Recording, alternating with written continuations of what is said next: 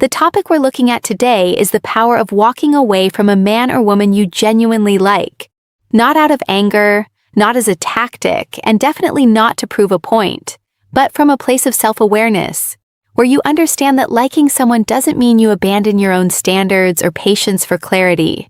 This is where a lot of people quietly lose control of the dynamic without even realizing it. What most men don't realize is that the moment you're willing to step back from something that feels good but is emotionally unclear, you immediately change the energy between you and the other person. Attraction isn't built on constant presence or chasing reassurance. It's built on direction, certainty, and self-respect. And sometimes, walking away speaks louder than any message or explanation ever could. Now, welcome to the channel. I'm going to break this down in a simple way, almost like we're watching real moments together. I'll show you different situations and analyze what's actually happening beneath the surface so you can understand it clearly. By the end, you'll see why walking away isn't about loss. It's about maintaining control over your own standards. 1. When liking someone starts costing you clarity. When liking someone starts costing you clarity, that is usually the first quiet sign that something is off, even if nothing looks wrong on the surface. This is the stage where emotions feel strong, conversations feel good, and the connection seems promising. But underneath all of that, things start to become slightly confusing. You find yourself replaying messages, trying to interpret tone, timing, or small changes in energy that you would normally ignore if you were fully grounded in yourself. What I've seen over and over again is that clarity doesn't disappear suddenly. It fades when you start accepting inconsistency just because you like the person. You begin to lower your internal standards without noticing it. A message that should feel normal starts feeling like relief. A delay that should mean nothing starts feeling like distance. And slowly, your emotional focus shifts from, "How do I feel about this?" to, "What do they mean by this?" That is where imbalance begins. Because when you are no longer observing the situation clearly, you are reacting to it emotionally. And emotional reactions, especially early on, rarely give you the full picture. You start filling gaps with assumptions instead of facts, and that is where confusion grows. In my experience, the strongest shift happens when you pause and notice how much mental space this person is actually taking up. If someone is right for your pace, your clarity stays intact. You don't feel the need to decode everything. You don't feel slightly unsettled after simple interactions. You feel steady. So when liking someone starts costing you clarity, it is not about pulling away immediately. It is about recognizing that your perception is no longer neutral. And once you see that, you're already in a position of power, because awareness is the first step before any real decision is made. 2. Why availability? Too early reduces your value. Why availability too early reduces your value is something most people misunderstand, especially in modern dating where attention is easy to give and even easier to lose. When you are always accessible from the beginning, always replying instantly, always adjusting your time, you might think you are showing interest, but what you are actually doing is removing space. And without space, there is no room for curiosity to grow. Attraction doesn't just come from presence. It comes from contrast. When someone can predict you completely, when they know you will always respond, always agree, always be there regardless of their effort, the dynamic becomes flat. Not because you are not valuable, but because nothing is being challenged emotionally. Everything becomes too available, too soon, and the mind naturally stops valuing what requires no effort to experience. What I always tell men in my sessions is this: availability without structure creates imbalance. You start leading with access instead of intention. And once that happens, the other person unconsciously adjusts their effort downward. Not out of cruelty, but because human psychology responds to boundaries. We tend to assign higher value to what feels earned, not what feels guaranteed. There is also a deeper layer here that many miss. When you are too available, you unintentionally communicate that your time has no competing priorities. And whether people admit it or not, we are drawn to individuals who have a life that continues even without us in it. That sense of independence creates respect, and respect is a foundation of attraction that is often overlooked. So this is not about playing games or withdrawing randomly. It is about pacing your presence in a way that reflects self-respect. When your availability is intentional, not automatic, people start to pay attention differently, because now they are no longer just accessing you. They are experiencing you in a way that feels structured, grounded, and valuable. 3. The silent shift that happens when you step back. The silent shift that happens when you step back is one of the most misunderstood moments in modern dating, because on the surface, nothing dramatic is happening, but underneath, everything is changing. This is not about disappearing or creating distance for attention. It is about what naturally unfolds when you stop over-investing in something that has not been matching your energy. At first, it may feel like nothing has changed. You step back a little, you stop over-texting, you stop over-explaining. You simply return to your own rhythm.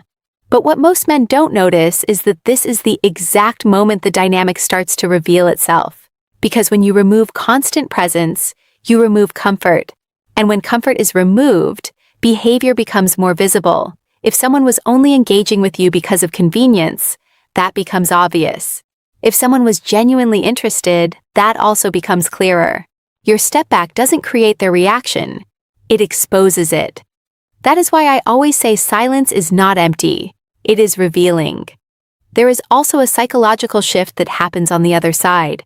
When you stop filling every gap, the other person is forced to interpret your absence. And interpretation leads to awareness. They start noticing your value in a way they didn't when everything was always available. Not because you changed who you are, but because you changed your level of participation. What makes this moment powerful is that it removes illusion. You are no longer reacting to potential, you are observing reality. And reality always shows itself when you stop forcing connection. So the silent shift is not about strategy, it is about clarity. It is the space where emotional noise settles, and what is real starts to speak for itself without you needing to say a word. 4. Emotional distance versus emotional control. Emotional distance versus emotional control is where most men get confused, because they assume both mean the same thing. They don't. One comes from avoidance, the other comes from awareness. And the difference between the two changes how you are perceived in any connection. Emotional distance is when you pull away because you are overwhelmed, uncertain, or trying to protect yourself from how you feel. It often looks like silence, inconsistency, or sudden withdrawal without internal direction. The problem with emotional distance is that it is reactive. It is driven by discomfort, not understanding. And when something is reactive, it usually creates confusion rather than respect. Emotional control, on the other hand, is grounded. It is when you are still fully aware of how you feel, but you are not letting those feelings dictate your behavior in a chaotic way. You are present, but not overextended. You respond, but you do not chase. You engage, but you are not emotionally dependent on the outcome of every interaction. This distinction is important because people can feel the difference, even if they cannot explain it. Emotional distance often feels like inconsistency. One moment you are there, the next you are gone, and there is no sense of stability. Emotional control feels steady. Even in space, there is structure. Even in pause, there is presence. What I teach men to understand is that control is not about reducing emotion. It is about directing it. When you are in control of your emotional state, you are no longer reacting to every signal you receive. You are observing, choosing, and responding with intention rather than impulse. And here is where it becomes powerful. Emotional control creates respect without effort. You do not need to explain yourself constantly. You do not need to prove your intentions. Your consistency in behavior becomes the message. So the real question is not whether you should step back, but whether your step back is coming from confusion or from clarity. Because one weakens your presence, and the other strengthens it without you needing to say a word. 5. How walking away resets power. Without saying a word. How walking away resets power without saying a word is something you only fully understand when you've seen it happen in real relationships, not just early-stage situations. Let me give you a simple reference that makes it very clear. Imagine someone, let's call her Amina, in a relationship where she genuinely cares about her partner. Over time, she notices something subtle. The effort becomes one-sided, not in a dramatic way, but in small patterns. Less communication, less curiosity, more assumption that she will always be there. She doesn't argue. She doesn't beg for change. She simply steps back emotionally first, then physically in how much she invests. At first, her partner barely notices, but then the dynamic shifts. The energy he was used to receiving is no longer automatic. The comfort he took for granted starts to feel unfamiliar, and suddenly, he begins to pay attention again, not because she said anything new, but because her absence created contrast. This is where most people misunderstand walking away. It is not the act itself that creates change. It is the interruption of expectation. When someone expects constant access to you, they stop valuing your presence. But when that access becomes uncertain, awareness returns. What makes this powerful is that Amina never raised her voice, never issued threats, never tried to control the situation. She simply stopped overgiving where she was under-receiving. And that shift alone changed how she was perceived. In relationships, power is not loud. It is not forced. It resets quietly when your energy is no longer freely available without consideration. People adjust their behavior when they realize your presence is not automatic anymore. So walking away is not about ending connection. It is about restoring balance. And sometimes, the most powerful message you can send is not what you say, but what you no longer continue to give without effort being matched. So when you look at everything we've discussed, walking away is not about pride, anger, or trying to win a situation. It is about clarity, timing, and self-respect. The moment you stop over-investing where energy is not matched, you start to see people for who they truly are, not who you hope they could be. And that is the real shift. In dating and relationships, presence has value, but intentional absence has power, because it resets expectations without a single argument. And once you understand that, you stop chasing and start choosing with awareness instead.